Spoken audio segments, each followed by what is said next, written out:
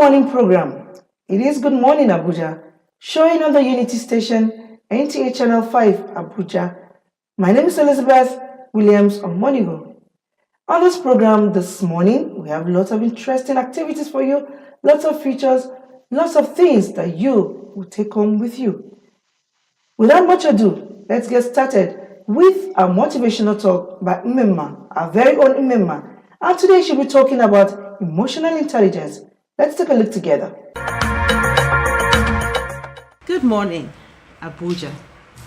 Let's talk about something that can literally transform the way you relate with your spouse, your family, and your children, and even your friends. It is called emotional intelligence. Good morning, Abuja. Let's dig in. Emotional intelligence, or EI, is the ability to understand, manage, and express your emotions in healthy ways. But even more than that, it is also your ability to recognize and respect the emotion of others. In marriage or any relationship, this skill isn't just helpful, it is a must-have, an essential skill. The Bible says in Proverbs 15:1, "A gentle answer turns away wrath, but a harsh word stirs anger." That's emotional intelligence in action. So how do you grow it in your relationship? Number 1, learn to pause before you speak. Not every emotion needs an instant reaction. Take a breath. Ask yourself, am I about to speak from my wound or from wisdom? Number 2, don't invalidate your partner or friend's feelings. Be it an adult or a child, no one likes it when their emotions are played down. Just because you don't feel the same doesn't mean their emotions aren't real. Listen to understand them, not defend yourself. That's how you show emotional intelligence. Number 3, use I statement instead of you. When you say you, it always feels like you're out for an attack and blame. And that's when everybody puts up walls to defend themselves instead of empathizing with you. So, instead, try using I feel disconnected when we don't talk, instead of saying something like, "You always ignore me," and see the difference. Number 4, practice emotional awareness. Know your triggers. Learn your patterns. You can't manage what you don't even recognize. So, when both partners are emotionally intelligent, conflict becomes an opportunity for connection, not chaos. And when only one partner has it, you still become a powerful influence for peace. So the next time, the tension rises, remember that the most mature person in the room is the one who manages themselves first. Thank you so much, Mmemma, for that motivational talk. One take home for me there, she says, listen, learn to pause before you speak. Sometimes the things you say to people, you may not know how deep those words pierce their hearts. So please, let's learn to respect other people's feelings, other people's emotions. Once again, thank you so much, Mmemma, for that wonderful talk. Now it's time to move on with our health talk. This morning we'll be talking about blood pressure by Dr. David Ajibade. Let's take a look.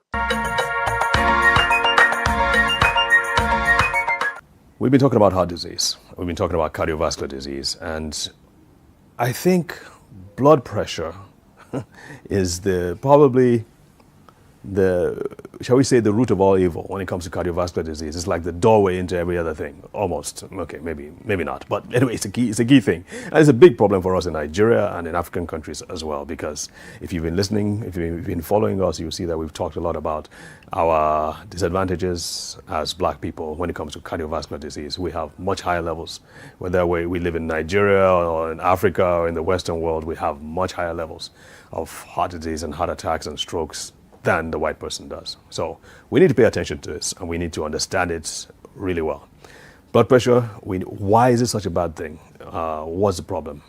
I find we need to explain this because so many people, they just say, well, my blood pressure is, 160 over 110, but I feel okay. Once in a while I get a headache, and then when I get a headache or I'm not feeling good, I just go pop a pill. The one my sister is using, she's hypertensive. Her blood pressure is like 200, so she needs medication. And once in a while, I'll just go and take a few pills from her and I use them. That seems to be the attitude I see a lot. People don't know what their blood pressures are, their blood pressure readings are. They just go through life and they're like, well, it's not my portion. It's going to happen to the next person or the next person. It's not going to happen to me. So let me just explain that really quickly and as directly and as succinctly as possible. If you think of your blood vessels as like a hose, if you think of a water hose, those when we were young, we used to have to water the plants and just put on the tap and then spray the plants with water and all that. If you look at the water hose was designed to withstand a certain pressure of water flowing through it on a regular basis. If you suddenly put that same hose in a fire hydrant, and then put on a fire hydrant with all that power coming out, you know that within a very, very short period of time, the walls in that hose will begin to break open and water will start spraying out because that hose wasn't designed to withstand that kind of pressure. In the same way, our blood vessels, everything from our hearts, the arteries, the veins, our blood vessels were designed to withstand a certain level of pressure, nothing more than 140 over 90. You get that? 140 over 90, nothing more than that. And even 140 over 90 is like the higher limit of normal. Once it goes above that, you're going to begin to put a strain on the blood vessels. And what happens over a period of time is that the inner lining, the inner walls, the lining of the inner walls of the blood vessels begin to get injured or damaged. Now, if it's normal water hose, the walls get damaged, the water pops out, no problem. In your body, because you're a living, breathing human being, your body tries to fix and repair that damage. And it does that by forming clots, it does that by forming what they call thrombi, or scar tissue to try and block it off. The only problem is that it doesn't leave it the way it was before. It begins to occlude or just harden the inner layer of the wall. The inner layer of the blood vessels should be smooth, it should be soft, it should be velvety, so to let blood flow through it. Now, once you start having scars forming, it's not going to be that. And so it acts as a focus for other things to begin to build up there. And that's when you have things like clot formation, blockage. It all comes from gradual damage. The other thing that sustained blood pressure does is that the walls, the middle walls of the vessels begin to get stronger. The word is hypertrophy. They begin to get bigger and bigger and bigger because the body is trying to withstand this pressure. Again, we're living, breathing human beings, so we respond. We respond, we react to certain things. And so the combination of the walls, the inner lining of the walls getting damaged, and the word is inflamed and scar tissue forming, and also the thickening of the walls eventually lead to many of the conditions that we now see. And this can affect your heart, can affect your kidneys. As a matter of fact, high blood pressure is the number one cause of kidney damage and the number one reason for dialysis, especially in Africa and the Western and the developing world. The number two reason is Number two cause for reason for dialysis is diabetes. So you have hypertension and diabetes, and these are running rampant in our communities today. So it's very important. You don't want to wait until you have this. Once you're diagnosed with hypertension, don't play with it. Don't joke around with it. Take your medication. Make sure that the medication is working. So you might have to do a few visits to your doctor to get the right drugs or combination of drugs to ensure that your blood pressure is being properly controlled, and then you can move on with life. But you cannot just play around with it. It's way too important. You're causing damage to your body. We have a problem, again, I can't stress it enough. I know I've said it several times, but we have a problem when it comes to cardiovascular disease, and it's important that we pay attention and do the right thing. So watch your blood pressure, go check your blood pressure right now. If you haven't checked it in a while, go check your blood pressure, make sure it's normal. If it's not normal, go see the doctor. Thank you so much, Dr. David Ajibade. That was great. Now it's time to take a musical break so that we can relax a bit.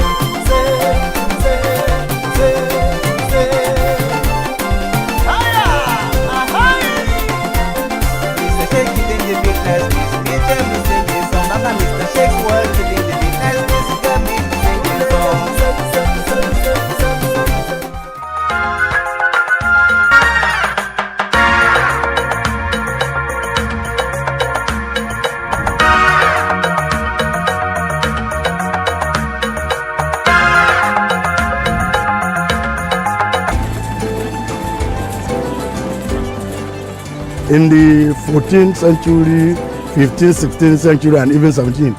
There is for zakah to cure our greed. The purpose why Allah subhanahu wa ta'ala decided to create humanity. The Bible talks about a man called Apollos. This is NTA Abuja Channel 5. See you same time. And have a great and blessed week ahead.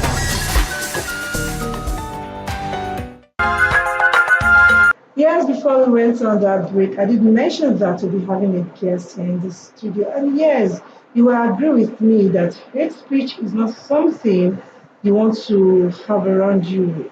Yes, people have different ways of expressing themselves, but then do you have to express yourself in such a way that you bring down your fellow friends or your fellow colleagues or your siblings? No, you don't have to do that. Actually, to me, if you don't have anything to say, it's better to keep quiet than to say something that will make someone look less important.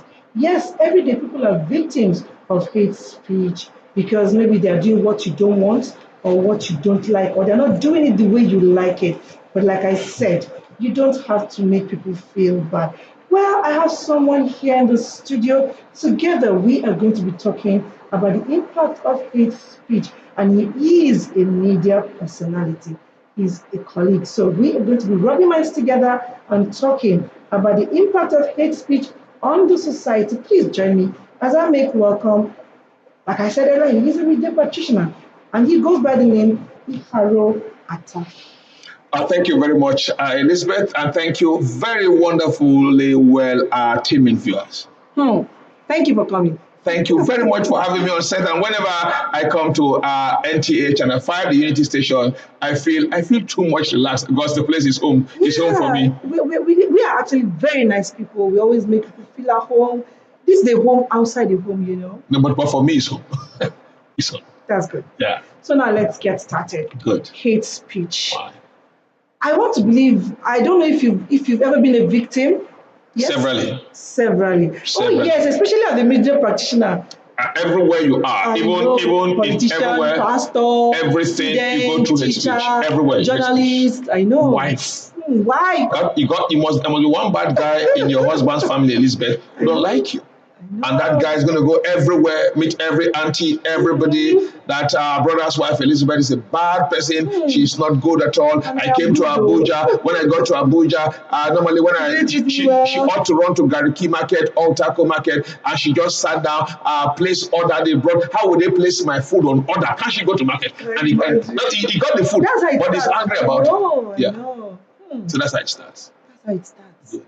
Okay, so now, let me ask you, the ways in which hate speech can impact individuals' mental health and well-being. No, I think Elizabeth, I will take a little bit from you. Let's look at the origin of hate speech. So when you know the origin and the foundation, because I know what you want to do as a station of unity is to uproot hate speech. And the purpose and intent of this discourse is to uproot, limit, or even if possible, reduce it to the barest minimum. You can't eradicate hate speech. Right? You can't. Because if you look, let me take you through theology. In Genesis chapter 6, verses 5, the Bible says, when God looked from heaven and upon the earth, he saw that the imagination of man and all the deeds were evil. The imagination was evil. If you look at I'm going theological now. I'll come back to our conventional everyday life. In Proverbs chapter 4:23, it says, guide your heart with all diligence, for out of your heart come the issues of life. You just oppose that with Matthew 12:34, that says that out of the abundance of the heart, the mouth speaks. So whatever the mouth is speaking. I didn't know you were also no, I'm not. I'm just a Nigerian learning to go through my Sunday school classes. Oh wow! Now, that's whatever the mouth, the heart thinks, the mouth speaks. So for someone to stand and tell you, oh, I don't like NTA, I ask him, why don't you like NTA? I just don't like NTA. No reason at all. You don't just like, what has NTA offended you? You say no. That is the formation of the heart. So once the heart is contaminated, whatever you are authoring thereafter is what the heart carries. Are you getting me? And so from that manifestation, it comes from the inside. So now when we look at all of this, then we've seen the origin of where this hate comes from. Not that you need to offend anybody. And when you go to the question you're asking me, the impact of hate speech, you cannot quantify it. It is so bad. Yeah. It damages integrity. That's the first part of hate speech. Because the intent of hate, whether as a broadcaster, which we are, or as somebody who is engaging at our own level as mass communicators, when we engage in hate, our own hate is widespread. Then when you have those who are conventional gossip, backbiters, who can go from place to place, they can also spread hate speedily. There are several hates. Even the hate of the mind, the one you have not even shared, I'm sorry to say, that one is not hate speech, but the hate you conceive. That's why when we saw the issue of Simon the sorcerer, and Paul told him in the Bible that the thought of your heart may be forgiving you, because what you are thinking was already evil. So I think hate speech is so damaging. When you sit down, you worked in NTA, your general manager worked, all your staff here worked, and someone just sit down somewhere and say you are bad. And you say, what's the problem? You offended. I don't just like you. Oh, you are this tribe. Oh, you are this part. Oh, you went to this school. Work in this media house. Oh, you do this. And they just don't like you. So I think hate speech is very damaging and it destroys integrity. Speaking from what you've just said, I know and I've seen where hate speech causes division among family members, correct, among in the community. Correct. What do you think we can do about that? No, the first thing we could do, let me tell you, what we can do about it is to start to stop it by engaging in constant communication to understand the other party. Most times, let's even limit it to those of us in the media. In the media, let's talk about ourselves in the media. You know, you see somebody, popular person in Nigeria, maybe a president or a governor, and you've not met that person before. And you come on air and you start to blab, breaking the code that guides journalism, which is fairness, objectivity, and balance. Breaking the entire NBC code and dragging the whole NBC code in the mud because you've not heard from the other party. Okay, so now let's face the social media. Good. Social media is it depends on how you use it. social media is good to some people, social media is bad to some people. Yeah. People take advantage of a lot of things. Yeah. People use social media to defraud people. Yeah. People use social media to spread good news, good messages.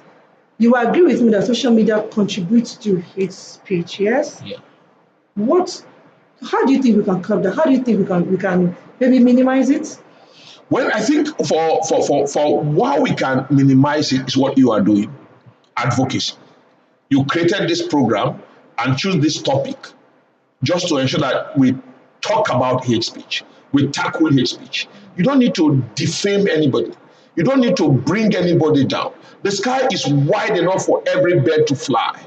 That's the truth. So when you have a phone in your hand and by virtue of the blessings of God, you have data, or you borrow somebody data, or you walk into an NTA where you have free Wi-Fi and you want to use it, be careful how you use it. That's the truth. What goes around comes around. So the social media is a beautiful space. Whether it is Facebook, Instagram, Twitter, TikTok, WhatsApp, anywhere, you can play around. It's a wide, beautiful, global internet space.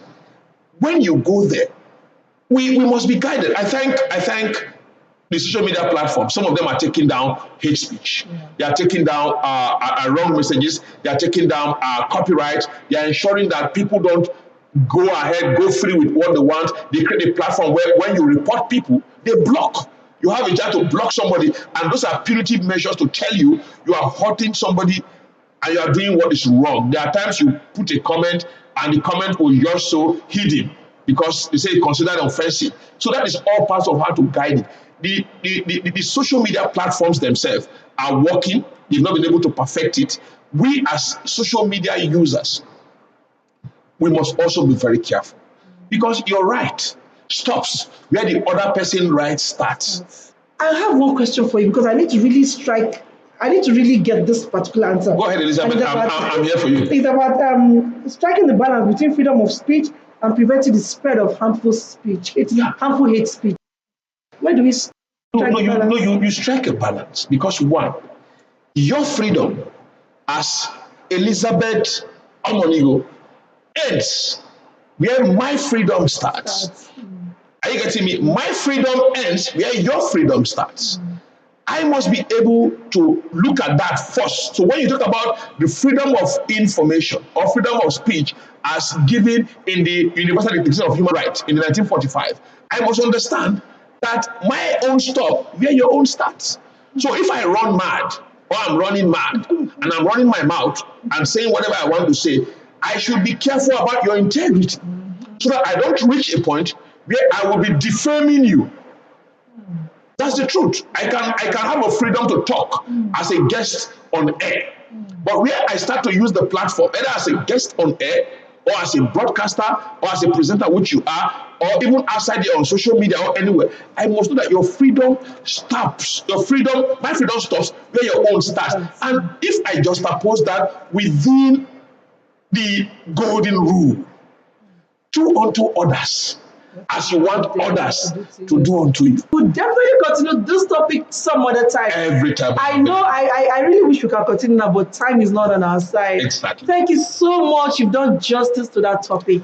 Well, thank you very much. Thank you very much, Elizabeth Omonigo. Thank you very much, NTA. Yes, the program is still Good Morning Abuja. If you just tuned in, honestly, if you missed out on this interview, I don't know what to tell you. Just come and beg us so that we can replay for you. It's still Good Morning Abuja. Let's take a short break and the program will continue shortly. Let's take a break.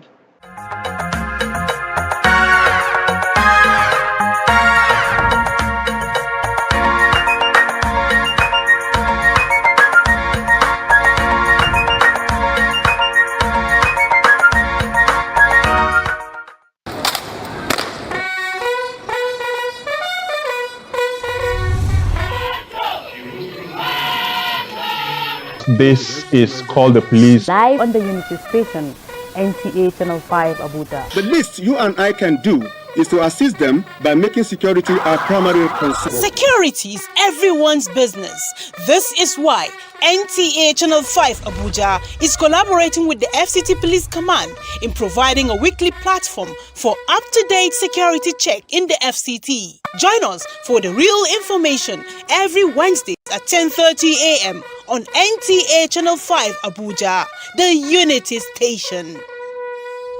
Welcome back from that break. Yes, if you just tuned in, the program is Good Morning Abuja, showing on the Unity Station.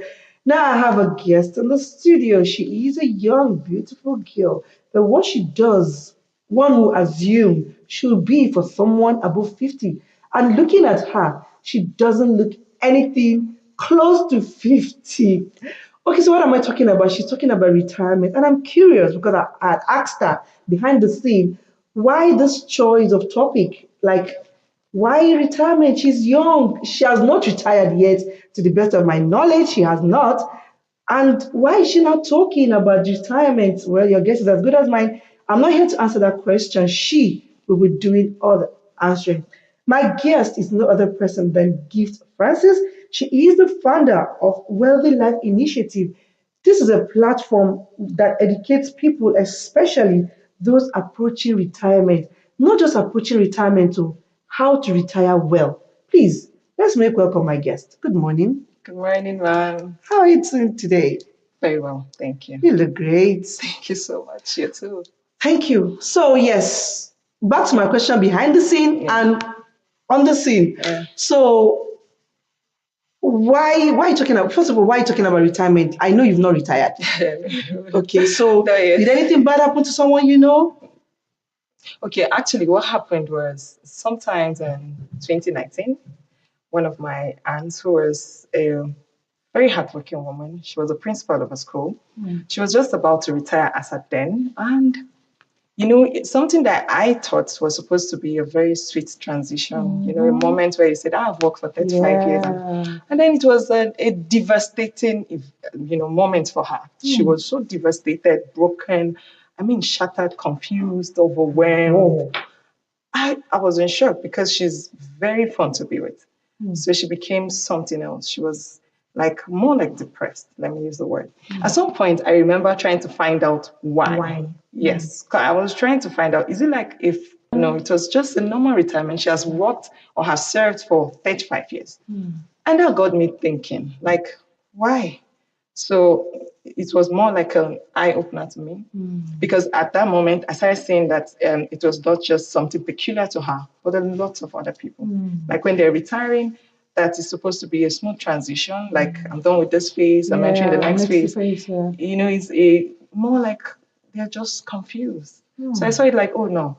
That was how the Wealthy Life Initiative was started. Because I see it like, okay, so we can start something that will educate people on how to plan properly so that they won't see it as someone is expired, but it's just another phase of life that you can go on beautifully.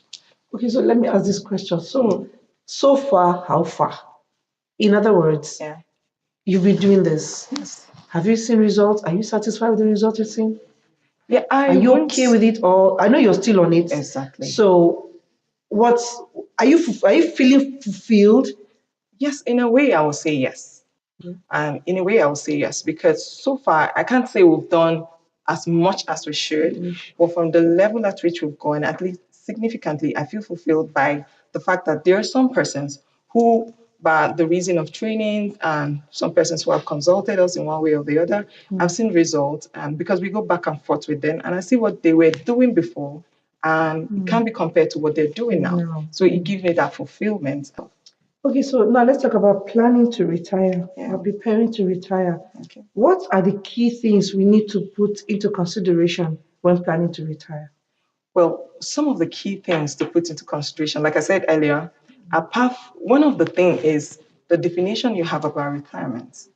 Like we know, definition you have about anything determines your approach towards it. Absolutely. I repeat, the definition you have about anything determines your approach towards it. That's right. Now, the word retire came from the French word retire, which means to withdraw, yes, or to retreat. And it's actually a military term, which was when they were trying to retreat from a battlefield. And then that definition brought a wrong ideology into the minds of a lot of people, especially Africans. So they see retirement as like they're expired. Like it's a place where I'm no longer productive. There's nothing. So that, like I said, based on what definition is, that definition led to the fact that they weren't really doing what productive for themselves afterwards. Exactly. So they weren't intentional about the plan for retirement. Do you understand what I mean? Yeah. So there was no, being intentional about planning for retirement. It was like anything that happens, I'm fine with it. Now, some of the things to look at as well is the fact that not just your government should take care of the retirement. There are a lot of things you as an individual had to do. Of course, you know that the employer, keeps 10% and 8% is deducted from you. But that's not enough. Because if, for instance, you were earning 500,000 naira, that part that they pay for retirement will not be enough. So what should be done is to plan properly. And if you ask me, the time that this plan should take place is the moment you start working, you start earning. But in case you've not done that, the next time to start is now. You understand? So, another perspective is some people look at it like it's just for those who are earning salary. But retirement is whether you're an entrepreneur, whether you're a business individual, from the profit that comes, how much will you comfortably remove? Not monthly, but any amount that come your way. Just be intentional about it. Yeah. Okay, so aside money, I want to believe that psychologically, emotionally, you have to be ready. Absolutely. Because sometimes when you see some retired men or women, you want to nod your head and ask yourself, gosh, is this what retirement is all about? Yeah. And that is not something anybody would want to wish himself or herself. Absolutely. What would you say about those people? You think that they didn't plan it well? Because to some people, retirement means sitting at home doing nothing. And then the little money they've gathered over the years, they now start squandering them. Or they start, let me know if it was squander. They start spending that money without getting more income. What do you have to say to such people? In that case, their own issue is also the thinking. They did not plan well. Yes, there are seasons in life. There's the morning season, which is the childhood, and there's the afternoon season, which is the adulthood, and then the evening season, which is that period of retirement. Now, the parents take care of the morning season. As adults, we take care of our afternoon season, which is career development and all of that.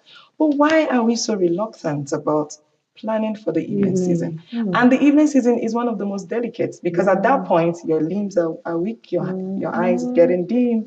That's one of the most delicate because the things you do ordinarily with money, the things you do ordinarily by yourself, this is the period where you begin to do it with money. So this is why people should be very, very intentional about planning for retirement. And some of the ways this can be done, like I said, whether you're a civil servant or you're an entrepreneur or a business individual, from each of the income that come, the profits, you remove a part of it. Be consistent about it. It could be 15%, it could be 20%, but just be consistent about it. Another mistake I see is that a lot of parents, when you ask them what are their retirement plan, they'll tell you their children. Yes. That's depending on their children. Yes, they'll tell you their children because they feel they've invested in the children. So the children should give back. Yes, so the children is a big mistake. May they not get the shock of their lives. Thank you. It's a big mistake. I say this often. We went for training recently and we're talking and a woman said it with pride. She said she even borrows money to pay for her children's school fees because that's her retirement plan. Oh my God. I felt so bad for her. And funny enough, is a mentality a lot of people have, especially African parents. Now the problem with that is the fact that you begin to put the child under pressure. Every child is responsible. And if you ask more than 90% of adults, the real essence of doing well in life is, first of all, to bless their parents. So you see, what happens is you begin to have pressure on these children. So instead of trying what to do to blossom naturally, they are trying to see what to do to blow. To impress and what to do. So it brings serious emotional, financial pressure on those children. And the question is, it's not as though these children will not amount to anything, but give them some space that they can, start something and become, at their own, give them some space to get what they want to get at their own pace. Do you understand? So, and by the time you do that, they will gather enough stability financially that they will do much more than they can, exactly, much more. So you see, that's the aspect. So when people talk about their children being their retirement plan, I mean, there are also those ones, God forbid, that have what they don't want to give. What happens to that? Let's take a break now. When we return from this break, you will continue from there. Thank you. It's still Good Morning, Abuja. It's time to take a short break because I have a guest in the studio, but then we need to take a break. When we return, we'll continue with our topic on retirement, how to retire well, the things you need to do, the do's and the don'ts. Let's take a break.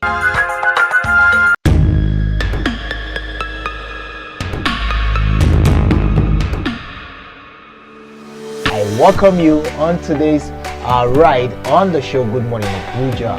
This is Window on Abuja. We have everything it takes to compete with any nation all across the world. How do we make it? We are ready to produce. I've been contributing to the development of your kingdom. They know my story. Hello and welcome to Young Hearts. Our focus today will be on hepatitis B. Ladylike.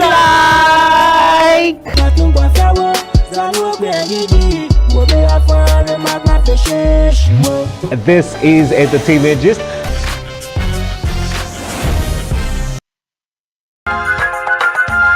Welcome back from the break. Before we went on the break, we were talking about something really important, a beautiful topic, talking about retirement, which we'll all do someday. It may not be now, but someday, somehow, we'll retire from one thing or the other that we are doing.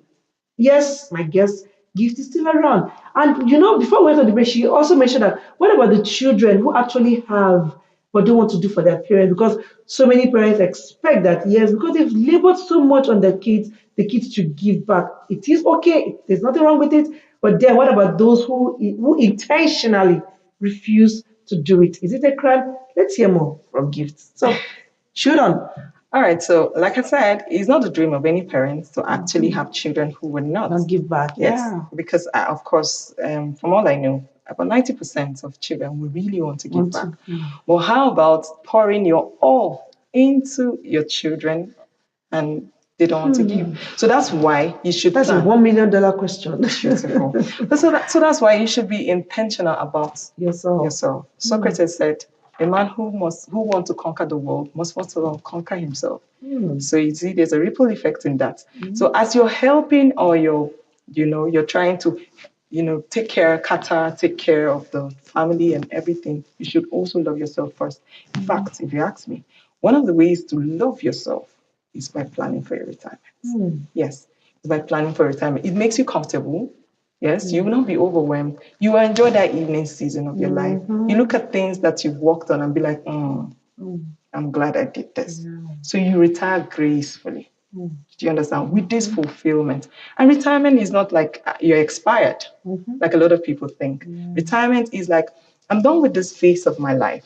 I'm just about to open the next chapter of my life. So it is a continuity. That's why I prefer using the word transition. Like a lot of people mistake retirement for an exit. Like I'm done, I don't know what to do again. Yeah, just sitting at home doing nothing. That's the problem. And I know that no matter how old you are, moving around, doing something also helps you mentally, emotionally, physically. Exactly. Because not just sitting down in one place stagnant, And then just like we were talking, some people believe retirement means retire from life. Retiring from work means retiring from life. No, there's more to it. There's more to life. Yes. There's actually more to it. So can you share some tips? I know I'm not retiring yet. So but for our viewers who are about to retire or who have already retired and maybe missed it along the line, what do you have to say to them? So from your question, I think there are two answers to it. First of all, you said for those who are about to retire, as we are right now, and as I am too, I should be thinking of retirement. When is the right time to plan? As soon as you start earning. As an entrepreneur, as soon as you start making your income, your profit, as soon as you start earning. And like I said, the next time to start It's now, just in case you missed it. There are a lot of people who don't have this information. And like I told you, people rely on pension, but there are a lot of factors attached to it. Sometimes it's actually your money, but before you get it, I see a lot of you sweat. So how about having your own plan? Love yourself. I feel retirement is a way of telling yourself that I love myself. You that have been in the sun and the rain, you know, you don't have an excuse. Sometimes people come to work even when they're sick. Yeah. So no, we do. But it's a way of saying I love myself. So I'm planning for the evening season of my life. So you're planning for it, and you're putting strategies in place to ensure that you don't be a burden at the end of the day. So you see, the retirement is as a result of being intentional. The money will never be enough. Show me a man who is paid 5 million naira. It's still not enough. Oh, I'm still looking for more. Still looking for more. So the thing is, the strategies we map out, like even when we go for training, is that be intentional. You know that there are accounts you should have. The account should be named for diverse things. You should have a regular account, which is for your gas, your fuel, this and that. You should have accounts. Then you should have also account for diverse things, including emergencies and all of that. Yeah. Then also, one of the major ones that should be there is the retirement plan. Yes, that account shouldn't have an ATM card or a checkbook. Once the money comes, drop it there. Is not your money. You shouldn't look at it. And please, let me clarify something. You're not keeping the money there so that you're just saving, so that when you retire, you start dipping hands from them. You know, that's not the essence. The essence is you keep saving the money for a couple of times. Let's say maybe 5 years, depending on how. Then you think, what can I do with this money so that they will make more money for me? Fruit, yeah. Yes, bear fruit, right? Now, so for some people, that's why you should plan. Some people want to say, for instance, one of the persons that spoke to us said she has always desired to start a bakery business. I'd be like, don't wait until you retire and start thinking of how to. As you're doing your civil service work, you're going for courses on the bakery business. You're finding out the strategies of business, where this thing can be done, so that when you retire, it's not a shock. Okay. Yes. So yeah, I know the government is doing a lot. Yeah, sure. In terms of pension and all that, what the percentage they're saving for us, and what you also need to save for yourself. Yeah. How, in what way do you think our family members, communities can help us to retire well? You know, some family members can even make life more miserable if you don't retire well. Yeah. So in what way do you think our communities, our family members, our friends, well-wishers can help us retire well? Okay, so first of all, I realized I did not complete the other question. Yes, in the other question, one of the things you should do is to have a certain percentage that goes in there every income you make, not every month. Then another thing you spoke about, or the question you asked, is on how said how communities will contribute, and family members can help us. Okay. Most think the community or their contribution is more emotional and psychological in nature. It's not like it depends on the community. It's not like they'll contribute money. Not necessarily. Yeah. They can anyway, but that's not. but that's not the measure. Yes, exactly. Yeah. Like for families, for children, you know, at that age, most of their children are all in diverse places. Some are outside the country, some are within the country, diverse states in the country. They're no longer living with them. But the immediate family, they should give that emotional support.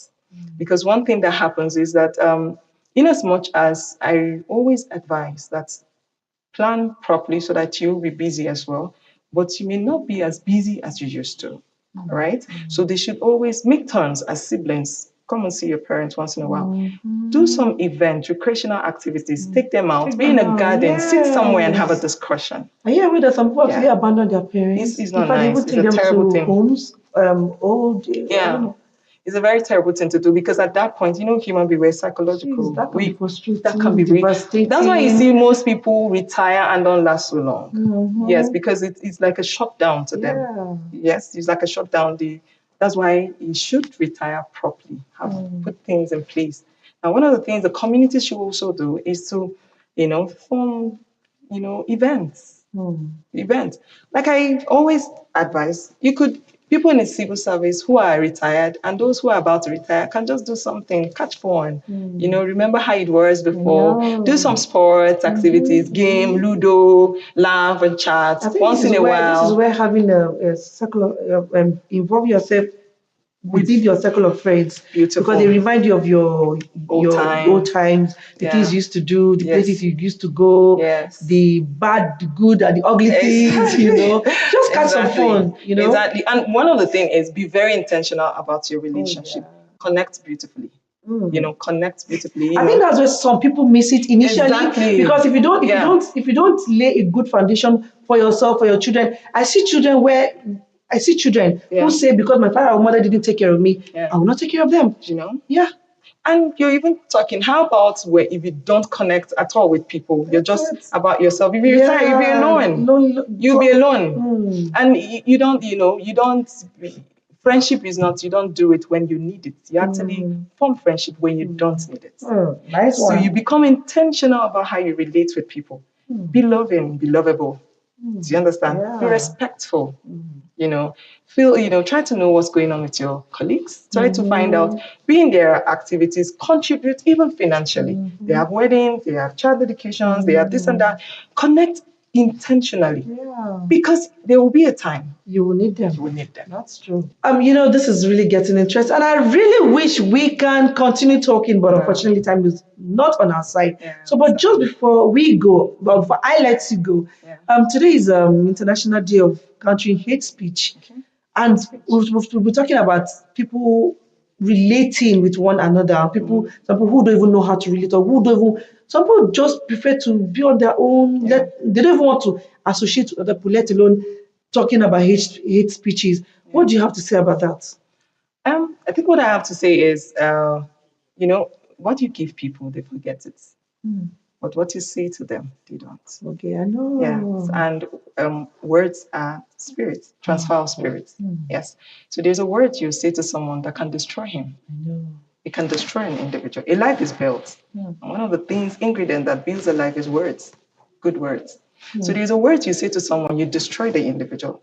Why do you see people being so timid, shy, and feeling unworthy? There are words that were passed to those individuals, and they accept the words as true. So I feel we should make the world a better place by, trying to use beautiful words on each other. Do you understand? You be careful with your words. That's why they say when you're angry, don't talk.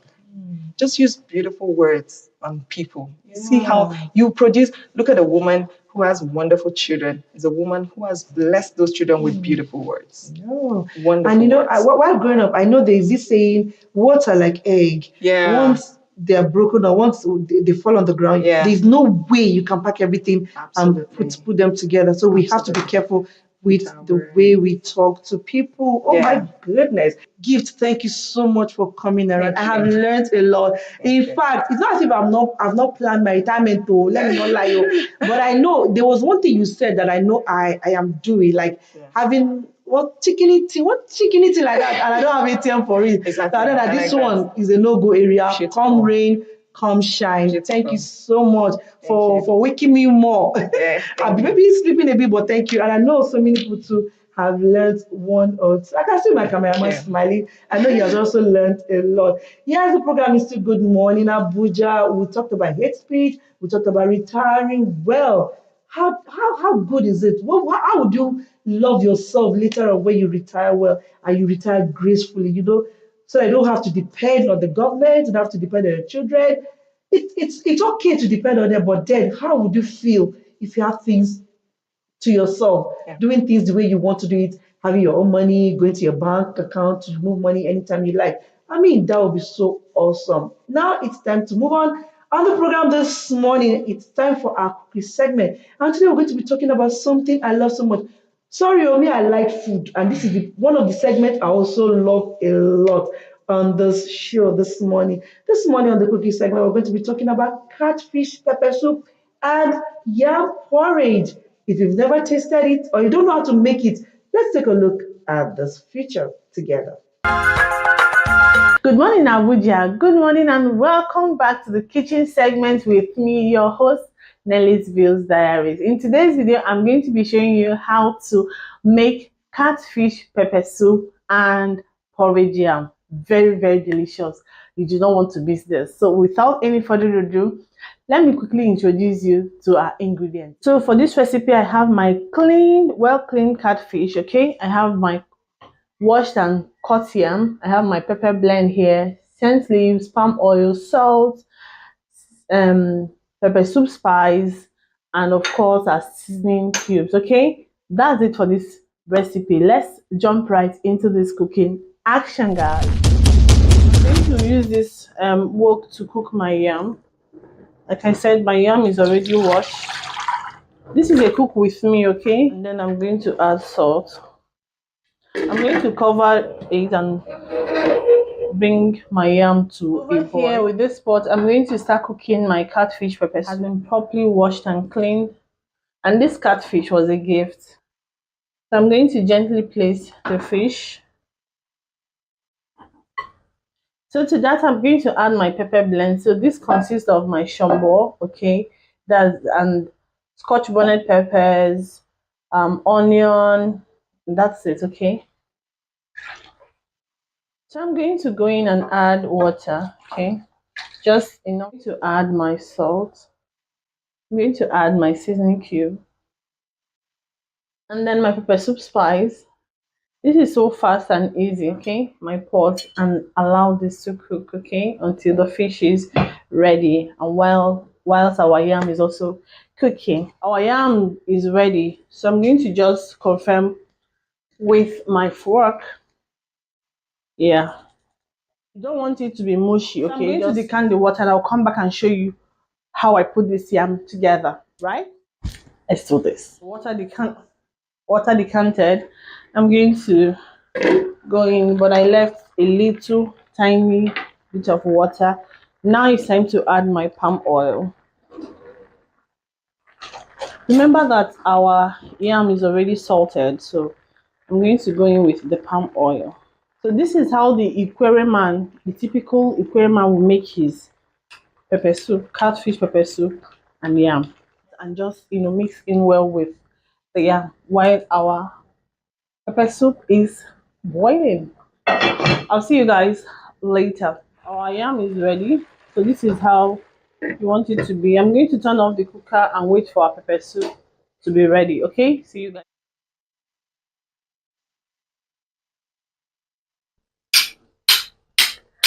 It's a moment of truth, guys. Welcome to the taste test. Going and cut into my yam.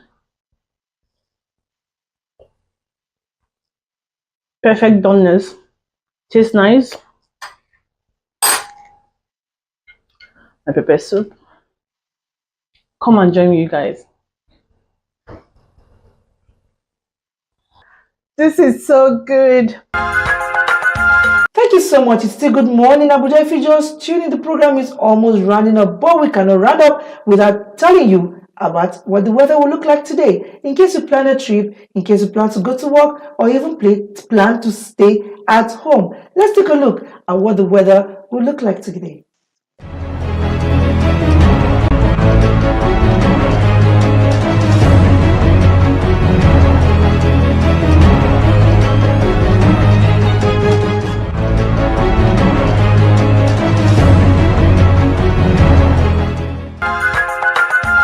Welcome back. It's the Good Morning Abuja showing on the Unity station. Yes, this is the time to call it a wrap on the program this morning. I want to believe you've learned so much just as I have learned from the studio this morning. Remember what we talked about: hate speech. Be careful with the things you say to people.